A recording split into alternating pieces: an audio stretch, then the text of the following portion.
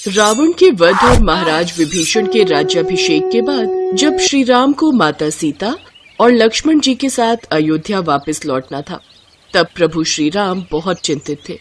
महाराज विभीषण ने श्री राम को चिंतित होता देख उनसे पूछा, हे प्रभु, सेवक के होते हुए हमारे स्वामी को आखिर किस बात की चिंता है? विभीषण, हमारे वनवास के 14 वर्ष की अवधि पूर्ण होने में केवल 2 दिन ही शेष हैं, और हमारे छोटे भाई भरत ने यह शपथ ली थी कि हमें अगर अयोध्या पहुंचने में 1 भी दिन की देरी हुई तो वो जलती चिता में कूद जाएंगे।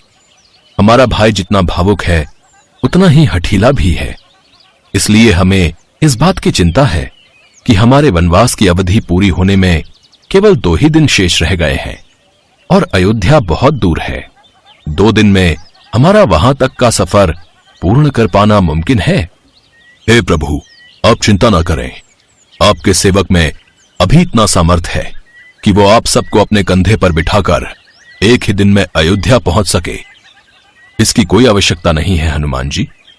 आखिर हमारा पुष्पक विमान किस दिन काम आएगा? पुष्पक विमान को जितना बड़ा करना चाहें हम कर सकते हैं, और जितना छोटा करना चाहें उतना छोटा कर सकते हैं। आप सब निश्चिंत होकर उसमें जा सकते हैं।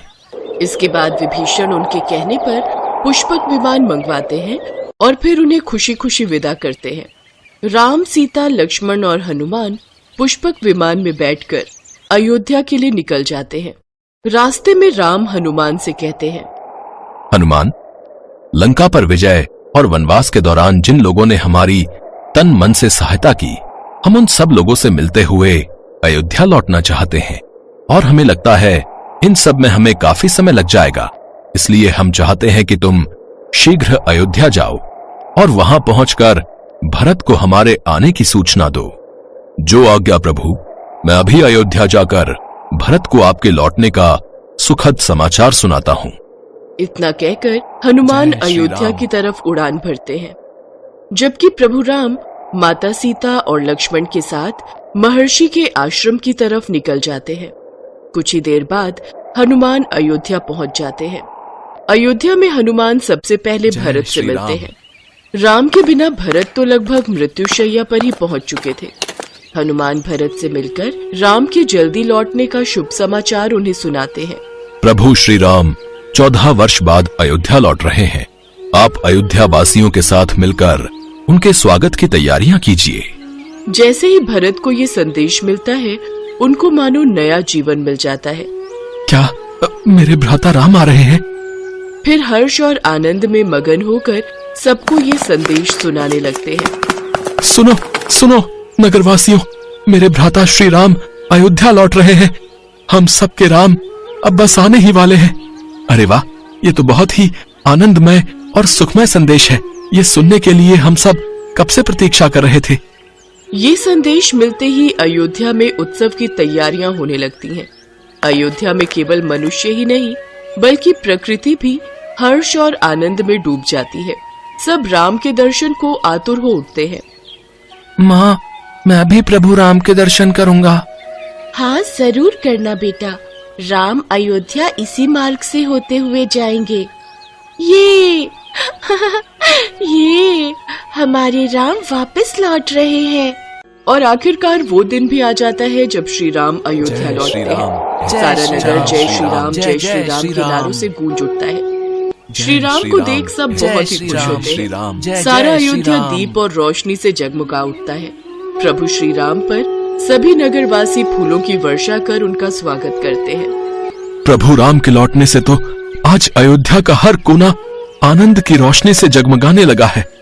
स्वर्ग से सभी देवगण भी पुष्प वर्षा करने लगते हैं। अयोध्या के महल में स्वागत के लिए कौशल्या माँ हाथ में स्वागत की थाली लिए सुमित्रा, भरत, कुलगुरु के साथ खड़ी होती हैं। लेकिन कैकेयी माता को वहाँ न पाकर लक्ष्मण कहते हैं, कैकेयी माता कहाँ है? मुझे तो विश्वास ही नहीं हो रहा है कि वो हमारे स्वागत के लिए नहीं आई। फिर राम बिना किसी से कुछ कहे सीधा महल के अंदर जाते हैं। वहीं दूसरी तरफ कैकेयी पश्चाताप के कारण अपने कक्ष में बैठकर आंसू बहा रही होती हैं। तब श्री राम और माता सीता उनके पास जाते हैं और उनके पैर छूने की कोशिश करते हैं। चरण वंदन माता। लेकिन कैकई उनसे मुंह मोड़ लेती हैं और आशीर्वाद नहीं देती। क्या आप अपने पुत्र राम से रुष्ट हैं माता? ऐसा कहकर तुम हमें लज्जित न करो राम। फिर आप औरों के साथ हमें आशीर्वाद देने हमारे स्वागत के लिए क्यों नहीं आई माता?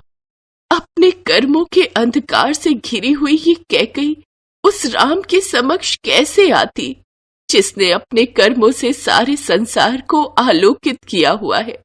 सच कहूं तो मुझे भय था पुत्र कि तुम मुझे क्षमा करोगे भी या नहीं। माता, कोई भी पुत्र माता को क्षमा करने योग्य नहीं हो सकता। पुत्र के लिए तो माता का आशीर्वाद और उनका स्नेह ही सब कुछ होता है।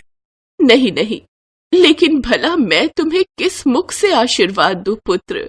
मेरे कारण तुम्हें और सीता को कितनी परेशानियों का सामना करना पड़ा है। ऐसे ना कहे माता, केवल आपके कारण ही तो मैं वो अमूल्य निधि प्राप्त कर सका हूँ। साधारण मनुष्यों का जीवन जीकर ही तो उनके सुख दुख का वास्तविक अनुभव प्राप्त हो पाता है। और फिर यदि मैं वनवास नहीं जा पाता तो रावण का वध कैसे होता? और माता, आपके कारण ही तो एक नए राम का जन्म हुआ है। राम की कीर्ति को सारे संसार में विस्तारित करने का श्रेय तो मात्र आपको ही है माता। अब तो आशीर्वाद दे दीजिए माता। फिर कैकई अपने आंसू पोंछती हैं और प्रसन्न होकर राम और सीता को आशीर्वाद देती हैं। इस माँ का आशीर्वाद है तुम दोनों को। जब भी पुरुष धर्म की बात होगी तो मर्यादा पुरुषोत्तम श्री राम को ही याद किया जाएगा, और जब नारी आचरण की बात होगी तो सब सीता का ही उदाहरण देंगे। ये सुनकर सब खुश हो जाते हैं। फिर कैकई माता कौशल्या और सुमित्रा माता के साथ मिलकर प्रभु राम, माता सीता और लक्ष्मण का स्वागत करते हैं। सारा राजमहल दियों की रोशनी से जगमगा उठता है। अयोध्या की इस रोशनी से कार्तिक मास की कालरात्रि भी जगमगा उठती है। उस दिन भगवान राम के अयोध्या आगमन पर उत्तर से दक्षिण और पूर्व से पश्चिम तक जो उत्सव मनाया गया, वही समस्त भारत में दीपावली के त्योहार के रूप में मनाया जाने लगा, और वो आज भी पूरी श्रद्धा और प्रसन्नता के साथ मनाया जाता है। नारायण नारायण, पूरा स्वर्गलोक दीपक की रोशनी से जगमगा रहा है। कितना सुंदर वातावरण है। प्रणाम देवी लक्ष्मी। प्रणाम देवर्षि नारद।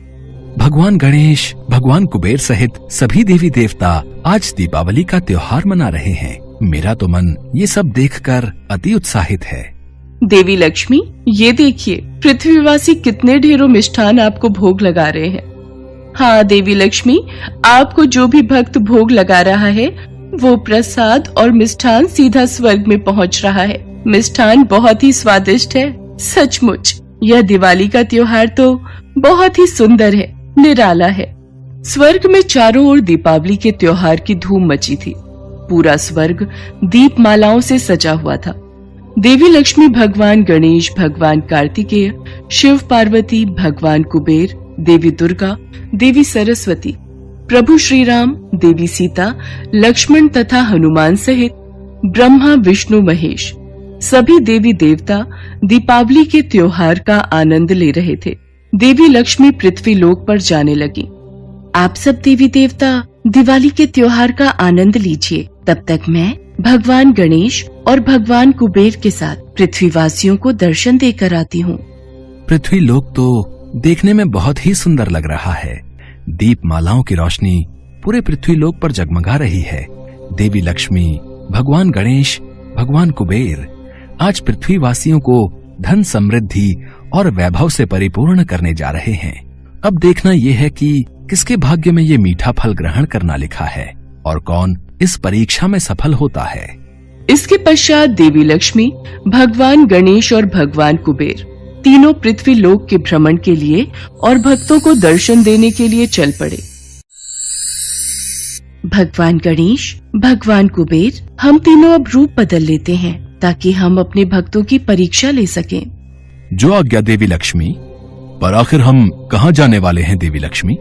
जो भक्त हमारा प्रेम और सच्चे हृदय से स्वागत करेगा, हम उसी के घर जाएंगे और उसी का उद्धार करेंगे। और वे तीनों रूप बदलकर साधारण मनुष्य की भांति शहर में भ्रमण करने लगे। हर घर में रौनक थी, सब तरफ खुशहाली और उल्लास था। धन वैभव से परिपूर्ण लोग दीपावली के त्योहार का आनंद ले रहे थे। एक घर में देवी लक्ष्मी का पूजन हो रहा था। आरती की आवाज देवी लक्ष्मी के कानों में पड़ी। ढेरों पकवान पूजा में रखे हुए थे। देवी लक्ष्मी ने उस घर का द्वार खटखटाया। सुनो जी, ये गुलाब जामुन, रसगुल्ले, बर्फी, पेड़ा देवी लक्ष्मी को भोग लगाओ ताकि वो खुश होकर हमें खूब धनवान करें और रात को हमारे घर आए। कहते हैं उन्हें अच्छे से खुश करो, उन्हें भोग आदि लगाओ तो वो दिवाली की रात को हमारे घर जरूर आती हैं। बहन, बहुत भूख लगी है, कुछ खाने को मिलेगा? हम तीनों कई दिन के भूखे हैं। आज दिवाली का त्योहार है पर हमारे पास पैसे नहीं है। कुछ मदद मिल जाती तो बड़ी कृपा होती। अरे भाग्यवान, ये तुमने दरवाजा खुला क्यों छोड़ दिया है? तुम्हें पता है ना आज दिवाली है, तो ये भीख मांगने वाले ऐसे ही तंग करेंगे। अरे, दिवाली के दिन दरवाजे बंद नहीं करते, इसी वजह से मैंने खुला छोड़ा था। अब मुझे क्या पता था ये भिखारी पूरी पकवान देखकर मांगने चले आएंगे। चलो जाओ यहाँ से, पता नहीं कहाँ कहाँ से आ जाते हैं। हमारे पास कोई धन के भंडार नहीं भरे हुए जो हम तुम गरीबों को बांटते फिरे। चलो जी, लक्ष्मी जी की आरती करो और लक्ष्मी, गणेश और भगवान कुबेर को भोग लगाओ। मैंने दरवाजा बंद कर दिया है। लक्ष्मी, गणेश और कुबेर तीनों मुस्कुरा देते हैं और वहां से चले जाते हैं। शायद उन सेठ सेठानी का आज उद्धार नहीं होना था। देवी लक्ष्मी तो उनकी परीक्षा ले रही थी। कहते हैं गरीबों की मदद करने वाला भगवान को प्रिय होता है। भगवान किस रूप में आ जाए किसी को नहीं पता, इसलिए अपने द्वार पर आए किसी भिक्षुक को और गरीब बेसहारा को दुत्कार कर नहीं भगाना चाहिए। और वो किस्मत के मारे सेठ सेठानी साक्षात देवी लक्ष्मी, गणेश और कुबेर को ही द्वार से भगा देते हैं। इसके पश्चात वे तीनों भ्रमण करते हुए चल रहे थे। अचानक उन तीनों की नजर रोते हुए दो छोटे बच्चों पर पड़ी। दीदी, माँ तो कह रही थी कि बापू आज हमारे लिए बहुत सारे पटाखे लाएंगे, पर वो तो हमारे लिए कुछ भी नहीं लाए। राजू भैया, बापू को बुखार है ना, इसलिए वो मजदूरी करने नहीं गए। माँ के पास पैसे नहीं है। तू रो मत, वो देख सामने सब लोग पटाखे और फुलझड़ी जला रहे। तू यहाँ बैठ कर देख, अच्छा लग रहा है ना? नहीं दीदी, मुझे खुद जलाने हैं पटाखे, और मुझे तो बहुत सारी मिठाई भी खानी है। दिवाली पर सब नए कपड़े पहनते हैं, मिठाई खाते हैं, पटाखे चलाते हैं, फिर हम क्यों नहीं दीदी? राजू भैया, तू तो मेरा राजा भैया है ना। अगर तू ऐसे रोएगा तो माँ को बहुत दुख होगा। चल, हम अंदर चलकर खिचड़ी खाते हैं। पता है माँ ने आज खिचड़ी बनाई है। भगवान गणेश, भगवान कुबेर, चलो आज हम इस घर में रहने वाले भक्तजन की परीक्षा लेते हैं। वे तीनों भी बच्चों के पीछे उनके घर पहुंचते हैं और द्वार से ही भगवान गणेश उन्हें आवाज लगाते हैं। माई, दिवाली का त्योहार है, क्या हम तीनों को यहाँ से थोड़ा भोजन प्राप्त हो सकता है? सुनो जी, लगता है द्वार पर कुछ लोग आए हैं और वो भूखे हैं। आप ये दवाई लो, मैं तब तक उन्हें देखती हूँ। हाँ हाँ, आज तो दिवाली का त्योहार है, आप लोग भूखे नहीं रहेंगे। मैंने खिचड़ी बनाई है और अभी पूजन में भोग लगाने ही जा रही थी। आप कुछ देर विश्राम कीजिए, मैं दिवाली का पूजन कर लूं, फिर आपको खिचड़ी का प्रसाद खाने के लिए दूंगी। हाँ बहन, कोई बात नहीं, तुम पूजन और आरती कर लो, तब तक हम तीनों यहीं बैठे हैं। सुमित्रा, उसके पति और दोनों बच्चे माँ लक्ष्मी, भगवान गणेश, भगवान कुबेर और सभी देवी देवताओं की मन से आरती और पूजन करते हैं। प्रभु की लीला भी कितनी न्यारी है। आज साक्षात तीनों देवी देवता उस पूजन में वहां बैठे हुए थे।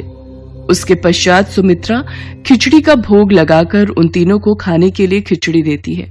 क्षमा करना अतिथि देव, आज प्रसाद में सिर्फ खिचड़ी ही भोग लगा पाई।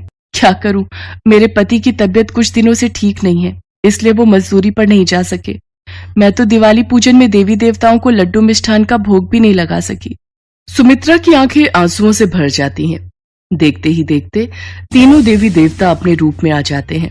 अपने सामने साक्षात देवी लक्ष्मी, भगवान गणेश और भगवान कुबेर को देखकर सुमित्रा और उसका पति चौंक जाते हैं। सुमित्रा, तुम ही तो चाहती थी कि आज हम तुम्हारे घर खिचड़ी का भोग खाने के लिए आए।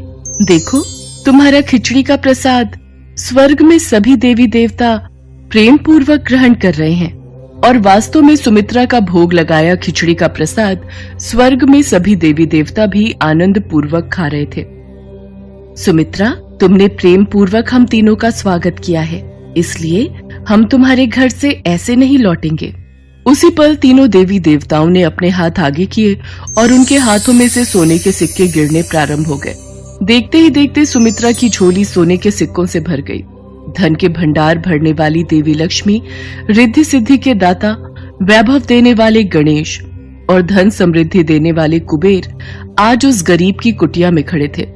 सुमित्रा की खुशी का ठिकाना नहीं रहता। अब उसके पास सब कुछ था।